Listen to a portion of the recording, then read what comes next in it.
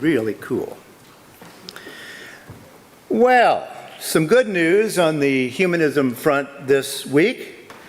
First is the Pope is being accused of being a humanist. Heresy, heresy. And in terms of humanism anyway, Scotland is now officially a majority non-religious nation, the first one in Europe by census. Now, I'm going to be doing some detective work today, and I'll be looking at some people from the American Civil War period. After all, this is Memorial Day weekend, a holiday that began in 1868 to honor those killed in that war, later expanded to honor all those killed in our many wars. The best book that I know of that focuses on the war, the real death of the war, is Drew Gilpin Faust's This Republic of Suffering, Death in the American Civil War. It is an eye-opening book. I remember as a kid walking through the family graveyard seeing only the dead from 1862. Why? I didn't know then, but that's when they stopped hauling the dead soldiers back. There were just too many of them, so it didn't happen anymore. In addition to the roughly 600,000 soldiers killed in those 4 years, roughly 50,000 civilians died. And that is an eye-opening book. I also brought show and tell today. My great-grandfather was in the Civil War. He was a drummer at 12 years old, and he was at the Battle of Vicksburg, and he brought that cannonball back. That actually is a small one. That's a naval, Vicksburg, there was a naval battle because from the Mississippi River, actually. So, yes, the land-based ones were considerably larger. And yes, all they were really doing was throwing smelted iron at each other at very fast speeds. That's what people tend to do. I thought I would dwell a bit on the Civil War this morning, taking a look at how the radical edge of thinking at that time leads directly to why this congregation is here today.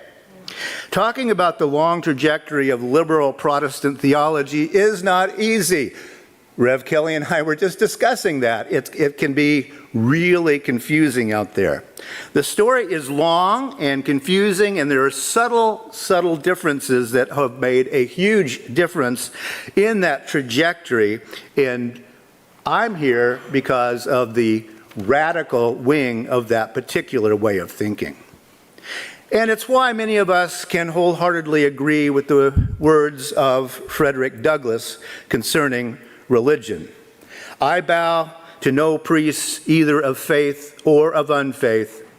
I claim as against all sorts of people simply perfect freedom of thought. And a t-shirt that all of our E-squared kids might want to wear. It is easier to build strong children than to repair broken men. It's really that simple, isn't it? While I'm recommending summer reads, I should add the magisterial biography, Frederick Douglass, Prophet of Freedom, by David W. Blight. A brilliant book, and do go to the slide of it. If you got nothing else to do this summer, I mean, this is comprehensive. You also may know that Frederick Douglass was the most photographed face of the 19th century anywhere in the world. Now, you have to think about that for a moment. Why was that happening? Was it that white Americans were finally willing to look into the face of what they had done? And I think that might have something to do with it. Today I want to talk about a book that came out in March of this year, An Emancipation of the Mind, Radical Philosophy, the War Over Slavery, and the Refounding of America by Matthew Stewart. This is a magisterial reading of how radical liberal theology came into the American Civil War thinking, and probably is what actually caused the war, quote unquote. But first, let's look at the study where Frederick Douglass wrote during his final years. The house is now a National Historic Site near Washington, D.C., and that is Frederick Douglass's writing desk, you see. Then if you look on the other side, his fireplace, you will see an old white guy on the mantle. Now, that old white guy is a German theologian and philosopher, Ludwig Feuerbach, a name almost nobody knows today. The book, An Emancipation of the Mind, explores three people who were philosophers, if you will, responsible for the drive to the war over the question of slavery. Abraham Lincoln, Frederick Douglass, and the Unitarian minister Theodore Parker. Both Douglass and Lincoln were avid readers of Parker's sermons.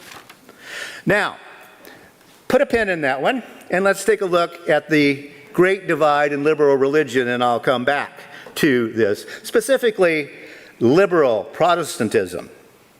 This is the definitive philosophical, theological separation in Protestantism. Those two guys, believe it or not.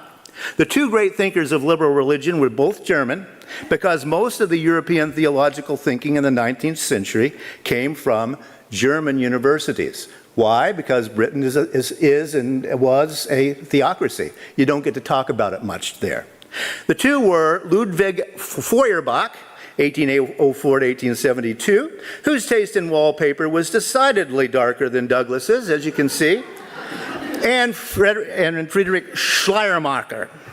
Now, why are these two fellows the architects of the great divide in liberal Protestantism? Schleiermacher wrote the book On Religion, Speeches to Its Culture Despisers. Published in 1799, the title pretty well summarizes the argument of the book. Don't be such a culture despiser. We need to look at liberal religion, and I think we can save it, said Schleiermacher. And that is one way that liberal Christianity went. It's the way that most liberal congregations preach today, including most Unitarian Universalist congregations, okay? That's over there. It's a compromise with the past, and it's a way of preserving the future, this tradition into the future. Then there is the Feuerbach book, published 42 years later in 1841, called The Essence of Christianity. Now, it's important to notice when these two books were translated into English. All right? The Schleiermacher book came very late to translation in 1893 into English. Yet, as I said, Schleiermacher's ideas are much more influential in United States religion. So, why is that? Because many of the leading American theologians of the day learned German, and many studied in German universities. So the creme de la creme of liberal religion was learning German, actually to read German, who knows how well, and also going on over to study in the actual theological schools of Germany, what we call Germany today.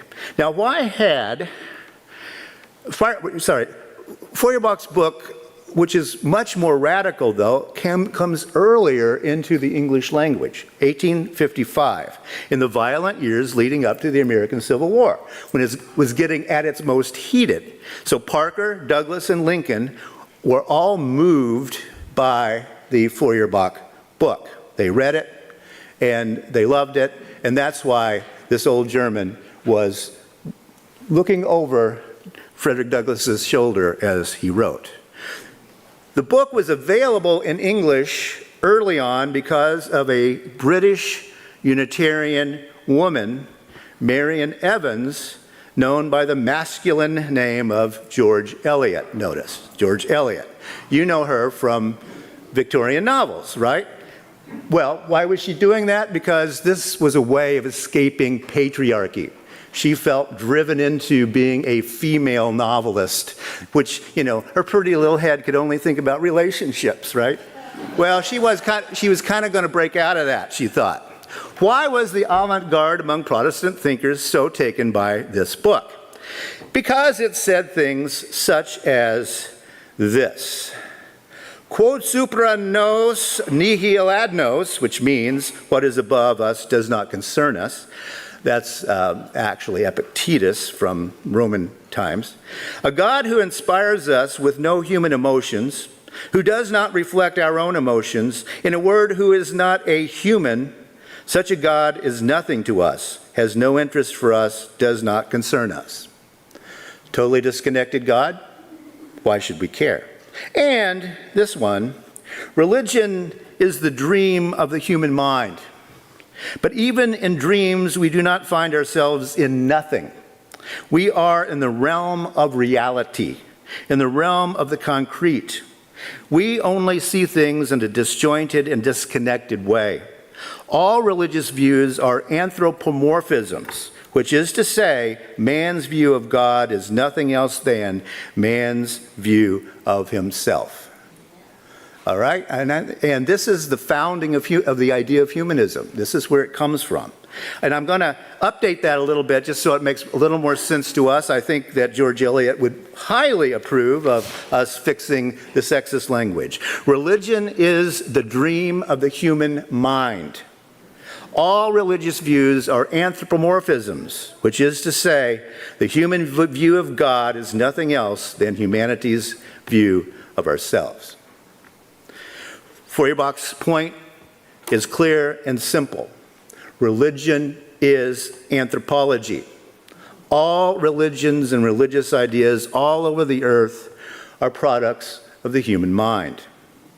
Asking a person to describe their God is sort of like the old game of picking your favorite Beatle when I was a kid.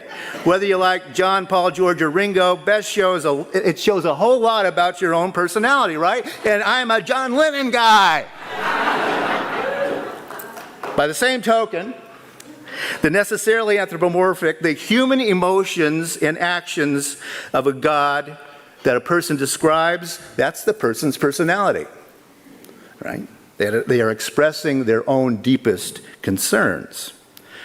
You can see why a female British novelist who felt so constrained by a patriarchal social system based in Christianity heard this as really good news, right? It was a lightning bolt. All the social oppressions based in Christian teachings in the Bible, human beings had made it all up. It's the first time anyone had expressed that news. None of them, Douglas, Parker, or Lincoln, could say this aloud, of course. Not in 19th century America. That would have been the end of their public careers. But if you look, you can see it. You can see why leaders in a largely Christian nation where the Bible was being used to justify enslavement, you can see why this new idea was a lightning bolt. Frederick Douglass, Theodore Parker, and Abraham Lincoln had to find a way somehow to say that the Bible isn't always right. It's that simple. This was especially good news to Frederick Douglass, who often said that the most Christian masters were the worst because they felt utterly justified in their cruelty to enslaved Africans because they were property, said the Bible. Okay? Feuerbach's book is the beginning of humanism as we know it today. Humanism, because some people were willing to take up Feuerbach's call to take human responsibility for human-created problems. If the humans created the Bible, the humans created slavery, humans created the republic that we call the United States, we can fix it. That is why the bust of an old German white guy had pride of place on Frederick Douglass's fireplace mantel, and you can go see it today. I'm hoping someday that Jay will take students on a Black liberation trip, because from there, and Jay, you've been there, start there and then go see what W.B. Du Bois is going to say about this, right? We can trace how this is going to work from one generation to the next in terms of human liberation. Now, this is why I'm a humanist. Humanism is, as George Eliot phrased it, principally about choice, right? The strongest principle of growth lies in human choice, individual human choice. But freedom of choice in a very particular way. Once we realize that all structures, from government to sexism to morality to structural racism, are all the products of human beings. And those human beings and those human actions can be reversed. They can be changed. Slavery clearly approved of in the Bible, is wrong. Gender oppression, clearly approved of in the Bible, is wrong. So, trivia question. Who is the most famous disciple of Feuerbach? Karl Marx. Yeah. Yeah, you got it. Right? Now, Karl Marx, whose philosophy begins in the assumption that human beings deserve to be fully actualized as human beings simply because a human being is a human being without reference to race, nationality, gender, social class, and all those other things. That's the early Marx, instead of the later one who gets very confused with the kind of a off-the-wall economic theory. However confused those economic theories are, Marx's big idea is that all human beings must be born and live in freedom, period. Human beings matter more than property. Why don't we achieve that? Kind of simple idea, it seems to me. Well, because, the Bible says, by their fruits ye shall know them. And I've got a lot of fruit, so I ain't sharing with nobody. And the Bible says, I must be holier than you because I've got more than you. So there. Which comes down to, I got mine and I ain't sharing. Right? Feuerbach is why the first Humanist Manifesto says, quote, we insist upon a shared life in a shared world. Yeah, that kind of sounds like Marx. It also sounds like Feuerbach. You got yours? Well, Feuerbach says, look at the system, the human created system that gave you what you've got. Look at it, consider it, and that is a human created system. And it's wrong for most human beings. Then we have to do some thinking about that. Who built the systems that we live in? You can see why many people have found it convenient to run back to human-created gods who will reassure them that what they've got is just fine, and they are just fine people. Thus, you can see why and how Parker, Douglas, and Lincoln used the scriptures, the common currency of 19th century American thought, to say why they needed to do this. They used the scriptures and then kind of cherry-picked like we all do it when you use scriptures, right? They could not shout the good news of Feuerbach. That kind of thinking is still way outside of the American experience. I can say it here today because we are in that tradition. Yet for me anyway, when I realized Feuerbach's point, I cannot in good conscience be anything but a humanist. Because we know that we are responsible, not the gods we have invented to tell us we're right. Now, let's fast forward to 1924, to the time called the fundamentalist modernist debates. Now take a look at this dashing fellow here in the corner. He is labeled modernist by a fundamentalist cartoonist from 1924. Who does that look like?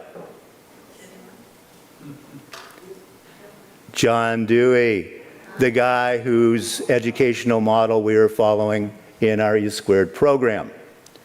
Now, that's John Dewey, whose ideas we've been using, but we want to raise our congregation's children to realize that they are free to think, because Dewey is in the Feuerbach tradition, right?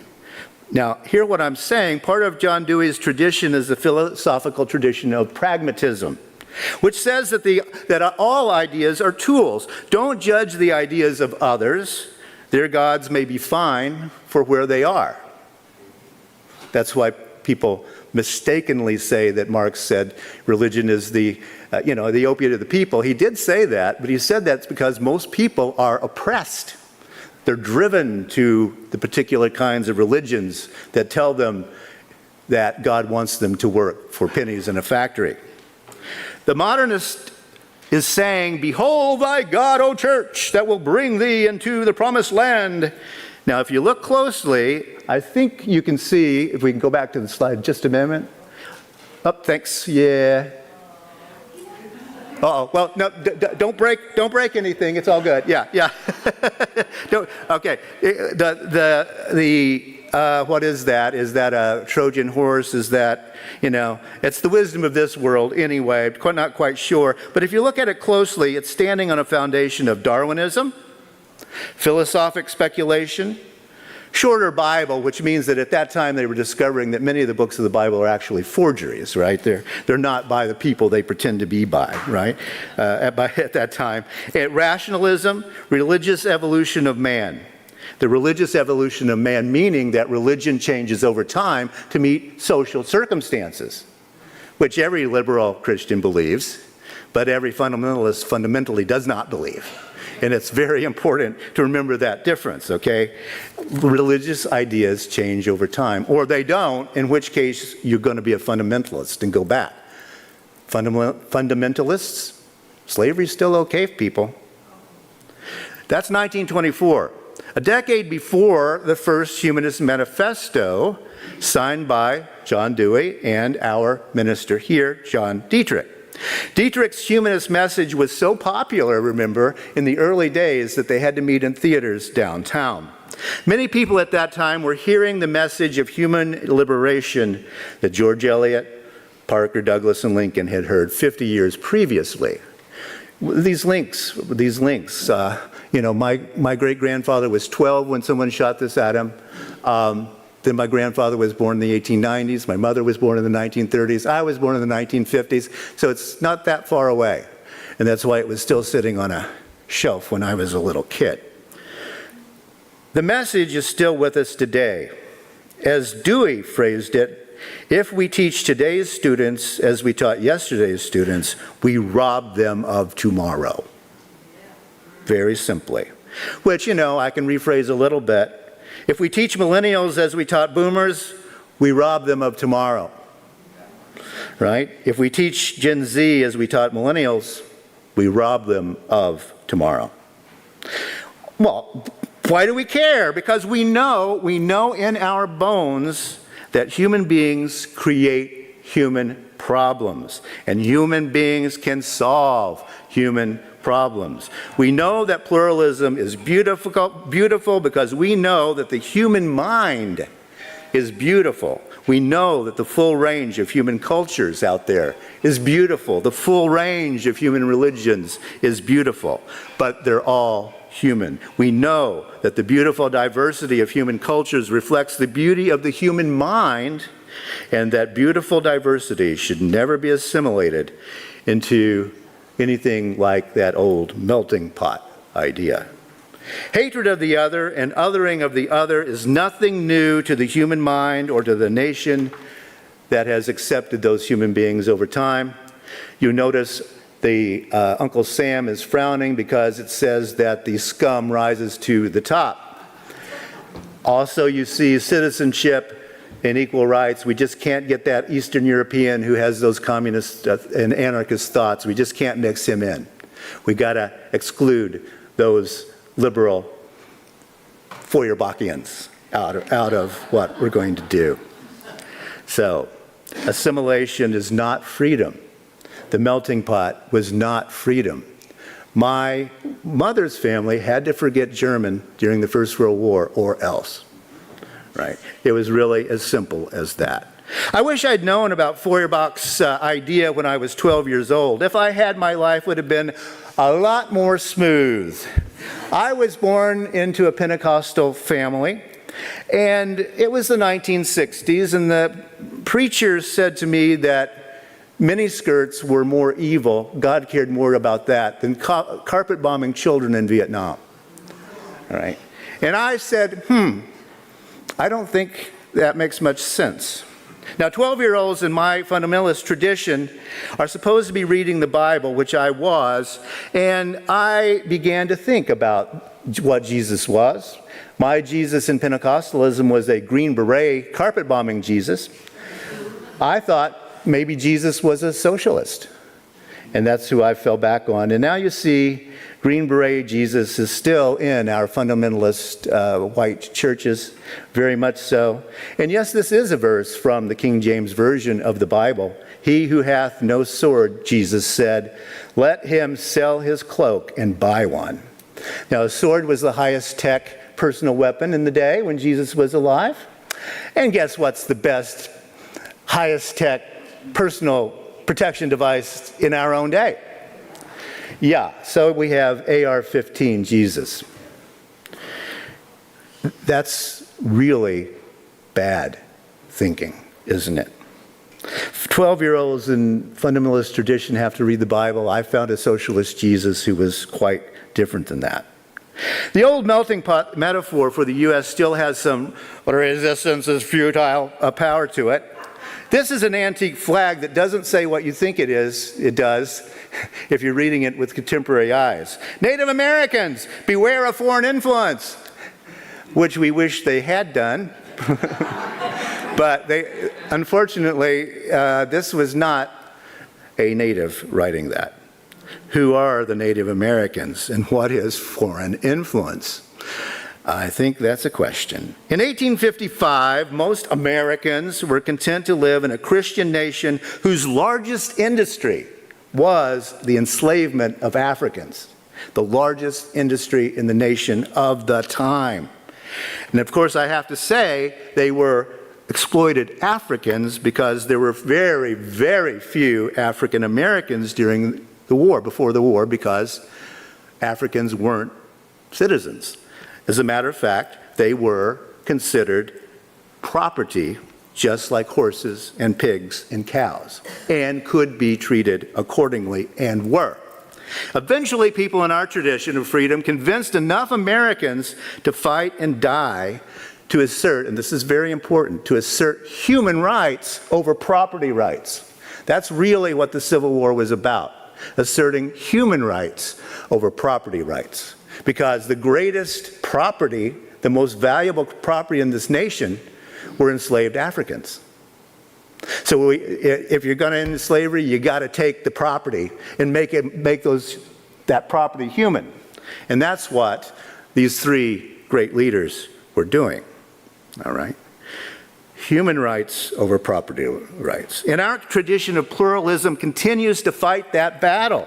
Human beings matter more than the gods and the laws that we human beings create. It's really that simple.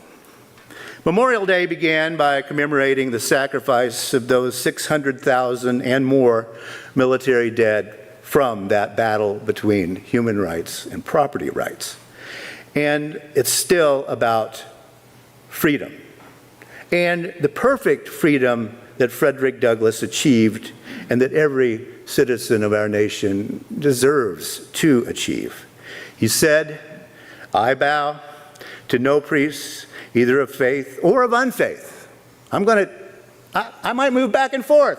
I'm free to do it, right? I claim as against all sorts of people simply perfect freedom of thought.